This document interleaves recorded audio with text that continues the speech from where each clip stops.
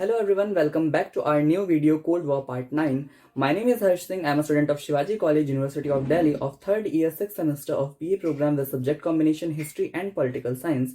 This video is actually the continuation of our previous video Cold War Part 8, in which we discussed about the important points of the end of the Cold War. In this video we will be discussing about few more points of the end of the Cold War, and we will also be discussing about the two more important incidents which are directly linked to the Cold War, which are fall of Berlin Wall and reunification of Germany, and the reasons for the disintegration of Soviet Union. So without any further delay, let's start the video. So welcome back everyone.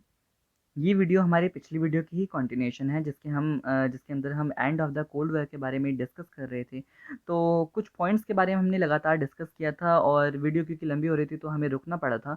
आज की इस video के अंदर हम discuss करेंगे कुछ और 2 से 3 पॉइंट्स के बारे में and of the cold war के, और उसके बाद हम सीधा मूव करेंगे जो फॉल ऑफ बर्लिन वॉल है उसके बारे में जानेंगे, रीयूनिफिकेशन ऑफ जर्मनी, और उसके बाद कुछ पॉइंट्स के बारे में डिस्कस करेंगे कि जो सोवियत यूनियन था उसके रीजंस क्या थे डिसइंटीग्रेट हो जाने के।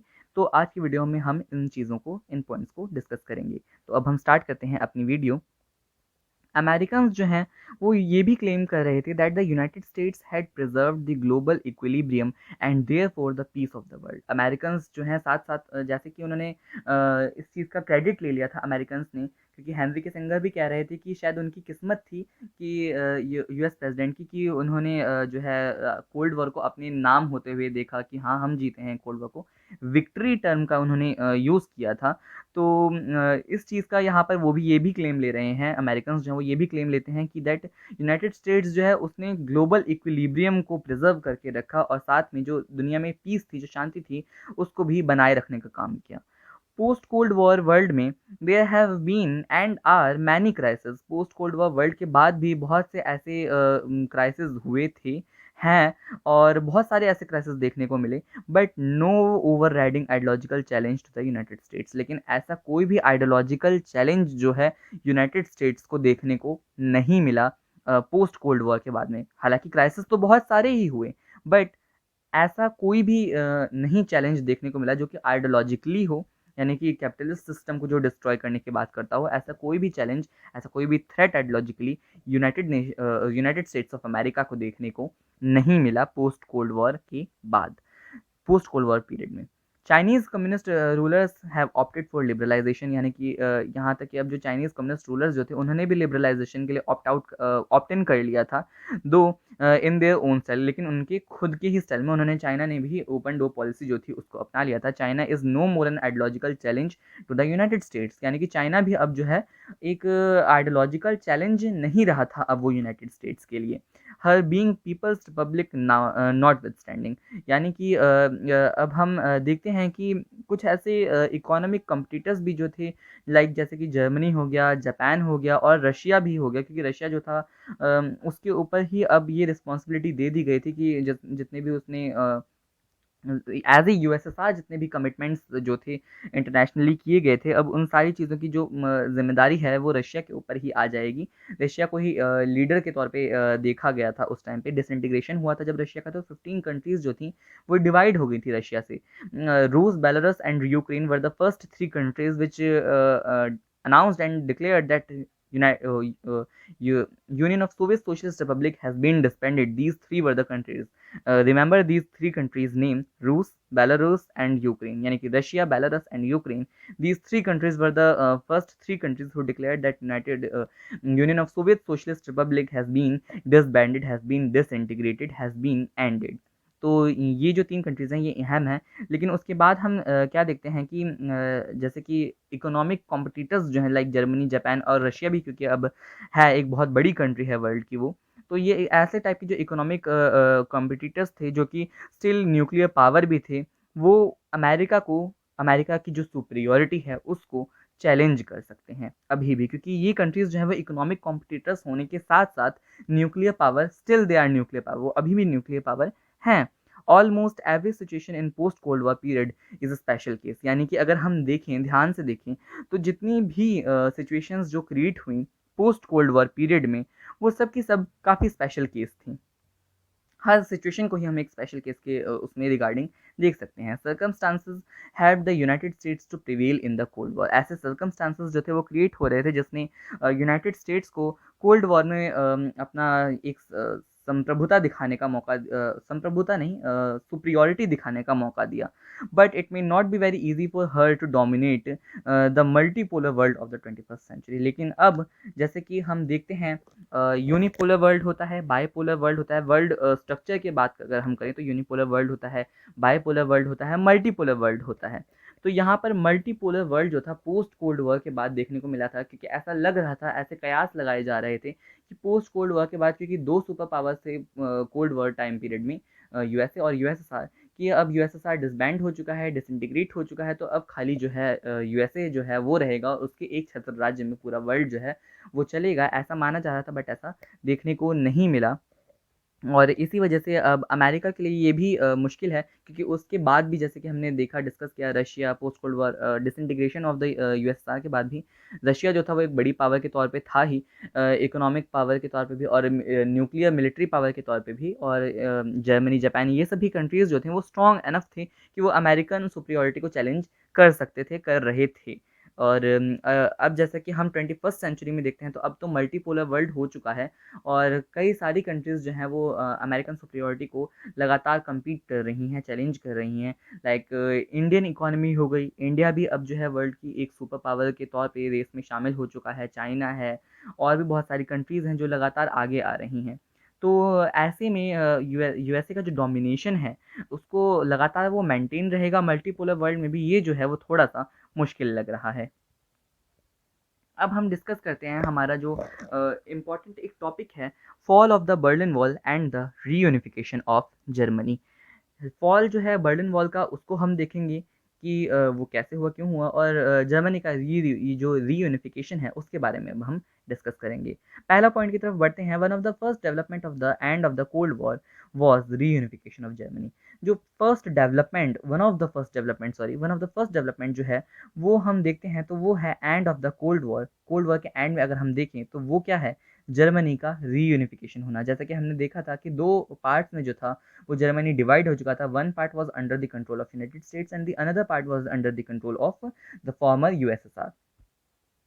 जो वॉल थी, जो बर्लिन वॉल क्रिएट की गई थी, वो रशिया के द्वारा इसलिए क्रिएट की गई थी ताकि वो ईस्ट बर्लिन से वेस्ट बर्लिन में, वेस्ट बर्लिन से ईस्ट बर्लिन में जो इधर से उधर लोग कर रहे हैं, उसकी चीज़ को वो एनालाइज कर सके, उस चीज़ को समझ सके वो कैसे हो रहा है, कितना हो रहा है। बट जो वॉल थी that was build to separate East Berlin from the West. ये क्लियर था कि ईस्ट बर्लिन को वेस्ट से सेपरेट करने के लिए भी उसको बनाया गया था। Was constructed at the Soviet initiative, Soviet के इनिशिएटिव पे ही उसे बनाया गया था। और and it was strongly resented by people living on their, on the either sides. यानी कि उस वॉल को स्ट्रांगली एक तरीके का विरोध देखने को मिला था, जनता का एक विरोध देखने को मिला उस वॉल के लिए जनता जो थी वो लगातार विरोध कर रही थी। दोनों ही साइड से जो है इस विरोध को महसूस किया गया, देखा गया। families and friends were forcibly separated simply because they were living in the two different parts of the city। जो ये जो यूएसएसआर का जो इनिशिएटिव था कि हाँ हम बर्लिन वॉल बीचों बीच बर्लिन में बना देंगे और दोनों ही बर्लिन को डिवाइड कर देंगे, तो इसकी वजह से क्या हुआ, फोर्सिबली अगर हम देखें तो सिंपली क्योंकि जो फैमिलीज थी और जो फ्रेंड्स थे, फैमिली फ्रेंड्स जो थे, इनको डिवाइड कर दिया गया था। यानी कि जो लोग ईस्ट बर्लिन में रह रहे हैं और जो लोग फैमिली के मेंबर्स कुछ वेस्ट बर्लिन में रह रहे हैं, तो बर्लिन वॉल बनने की वजह से उनको फोर्सिबली डिवाइड होना ही पड़ेगा। यानी कि वो अब ईस्ट में नहीं जा सकते और जो वेस्ट वाले फैमिली है वो ईस्ट में नहीं आ सकते, तो लोग भी फोर्सिबली डिवाइड हो गए थे। और इस वजह से इसे एक अच्छा खासा विरोध दोनों ही साइड से देखने को मिला था लोगों की तरफ से।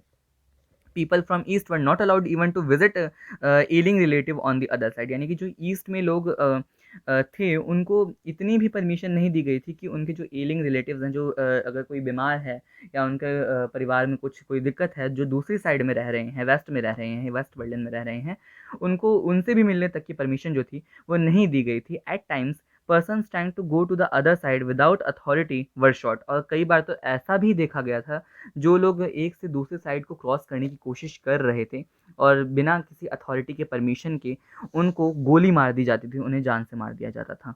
Economic conditions in the two Germany's were vastly different. और जो इकोनॉमिक कंडीशंस भी अगर हम देखें दोनों ही जर्मनीज में, क्योंकि जर्मनी का डिवीजन, जैसे कि मैंने पहले भी बताया था कि जर्मनी का डिवीजन हो चुका था, तो दोनों ही जर्मनीज के बीच में जो इकोनॉमिक कंडीशंस थी वो भी काफ़ी ज़्यादा जो है वो अलग-अलग थी।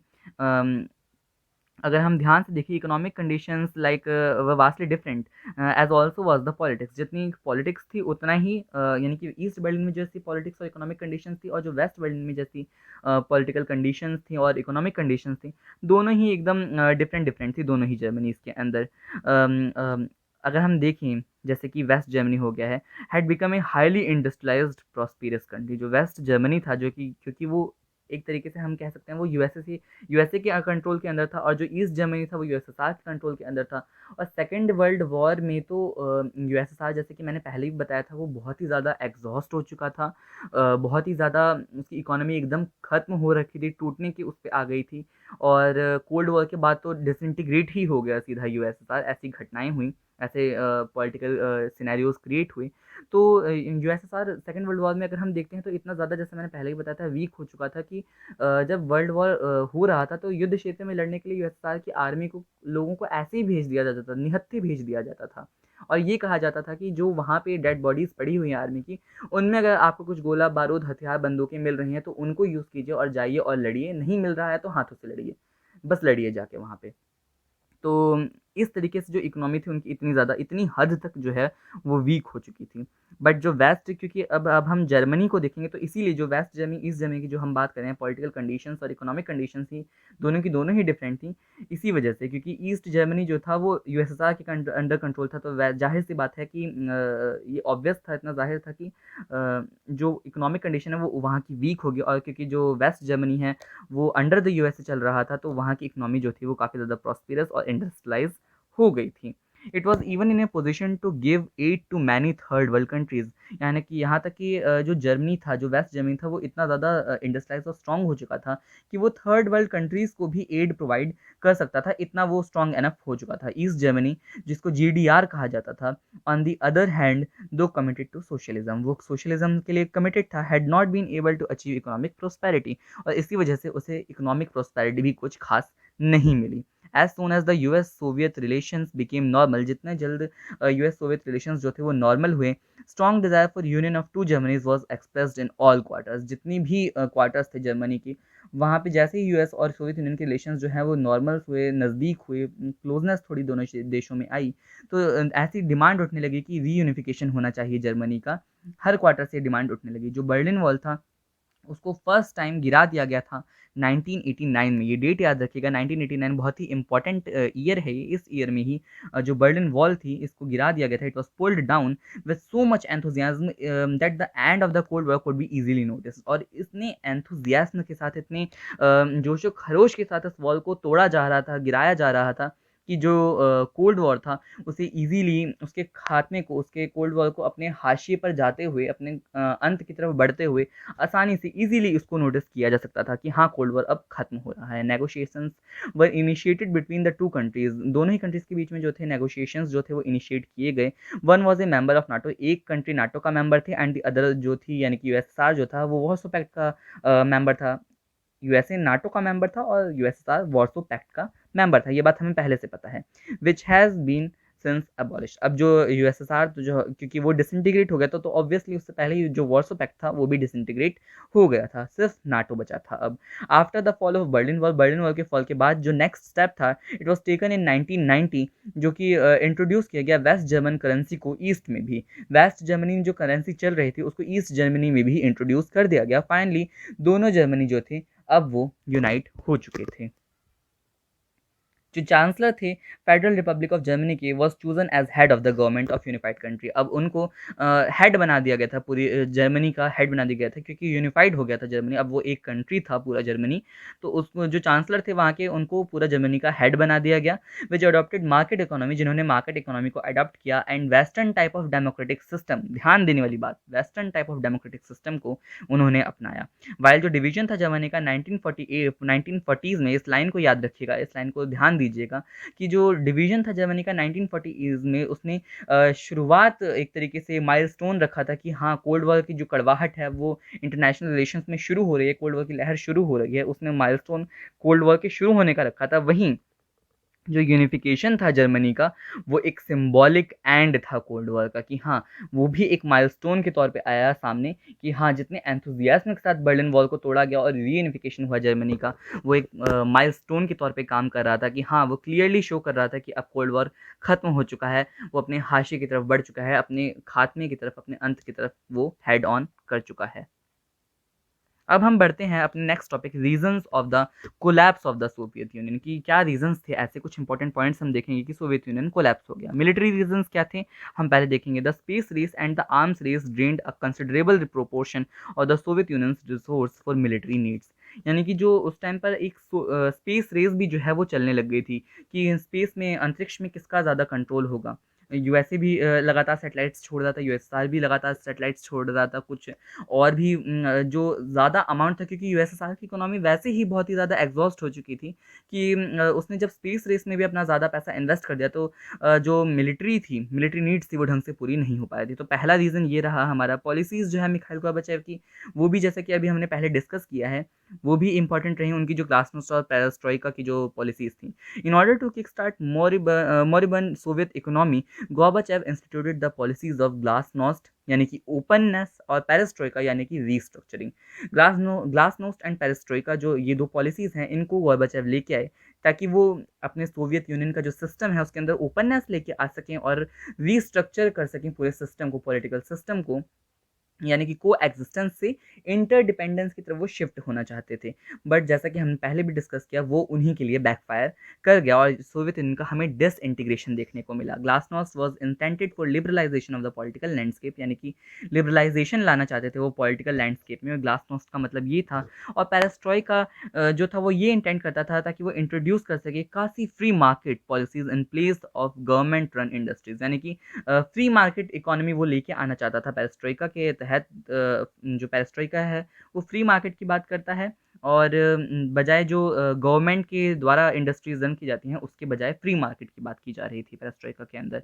It allowed more independent actions from various ministers and introduced many market like reforms. और जो इंडिपेंडेंट मिनिस्टर्स जो बनाए गए थे, उनके द्वारा और भी ज़्यादा इंडिपेंडेंट एक्शंस लिए जा सकें, इसके लिए अलाउ किया गया था इस पॉलिसी के तहत, और मार्केट लाइक काफ़ी सारे रिफॉर्म्स भी जो थे वो इंट्रोड्यूस किए गए थे। Rather than sparking A renaissance in the communist thought, these steps opened the floodgates to criticism of the entire Soviet apparatus। बजाय ये जो एक रेनेसेंस का एक लाने के लिए, एक नया थॉट लाने के लिए कम्युनिज्म में, कि हाँ, एक नवयुग शुरू हो रहा है कम्युनिज्म के, ये थॉट लाने के बजाय ये जो स्टेप्स उन्होंने ले लिए थे, इन्होंने एक तरीके से दरवाज़ा खोल दिया, क्रिटिसिज्म की बाढ़ का एक दरवाज़ा ही खोल दिया। उन्होंने इन स्टेप्स के इन स्टेप्स का जो एज अ आउटकम जो रिजल्ट निकला, जैसे मैंने कहा कि वो बैकफायर कर गया था।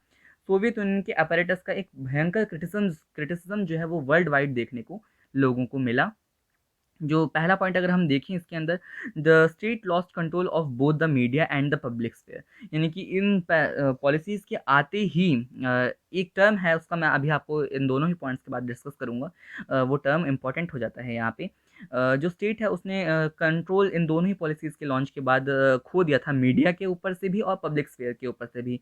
And democratic reform movements gained steam through out the Soviet union, यानी कि जो अब तक मीडिया जो थी वो गवर्नमेंट के हिसाब से अंडर कंट्रोल चल रही थी, और जो पब्लिक स्फेयर जो था वो गवर्नमेंट के हिसाब से ही फुल कंट्रोल में चल रहा था, फुल डिसिप्लिन मैनर में चल रहा था। अब वो एकदम फ्री हो चुका था। मीडिया के अंदर गवर्नमेंट के खिलाफ आवाज़ उठ रही थी। जो पब्लिक स्फेयर था वो भी डेमोक्रेसी की डिमांड करने लगा था, फुल डेमोक्रेसी की, कम्युनिस्ट थॉट से हट की।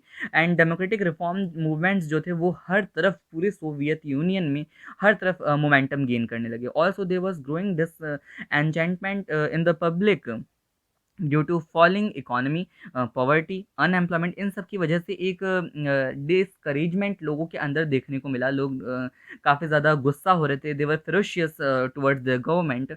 This made the people of the Soviet Union attracted to western ideology and the way of life. और इसी वजह से ये जो लगातार इकोनॉमी फॉल होती जा रही थी, पॉवर्टी बढ़ती जा रही थी, अनएम्प्लॉयमेंट, बेरोज़गारी बहुत ज़्यादा बढ़ती जा रही थी, गरीबी आ रही थी, महंगाई बढ़ रही थी, इन सभी चीज़ों की वजह से लोग जो थे बहुत ज़्यादा नाराज़ हो गए अपनी ही सरकार से। और लोग जो हैं सोवियत यूनियन के, वो इस वजह से अट्रैक्ट होने लगे जो वेस्टर्न आइडियोलॉजी थी उसकी तरफ और जो वहाँ के लोगों की ज़िंदगी थी उसकी तरफ लोग सोवियत यूनियन के अट्रैक्ट होने लगे। तो ये था हमारा आज का टॉपिक। आज के टॉपिक में हमने काफ़ी इंपॉर्टेंट पॉइंट्स को डिस्कस किया। हमने कोल्ड वॉर के एंड से रिलेटेड कुछ पॉइंट्स जो थे अहम 2 से 3 पॉइंट्स उनको भी डिस्कस किया। Fall of the Berlin wall और रीयूनिफिकेशन कैसे हुआ जर्मनी का, इसके बारे में भी हमने डिस्कस किया। और साथ ही कुछ रीज़न्स जो कि हमने देखे कि सोवियत यूनियन के डिसइंटीग्रेशन के क्या थे, ओवरव्यू में हमने देखे, उनके बारे में भी हमने डिस्कस किया। तो आज की वीडियो के लिए बस इतना ही। और अगली वीडियो में हम डिस्कस करेंगे कि इम्पैक्ट क्या था ये जो कोल्ड वॉर था इसका ग्लोबल पॉलिटिक्स पे। उसके साथ ही हम सिग्निफिकेंस और अपने टॉपिक के एंड की तरफ, कंक्लूजन की तरफ, हम पूरे कोल्ड वॉर टॉपिक का जो हमारा एंड है, कंक्लूजन है, उसकी तरफ हम साथ ही बढ़ेंगे। तो आज की वीडियो के लिए बस इतना ही। Till then, stay home, stay safe, stay tuned, stay healthy and keep learning. Bye.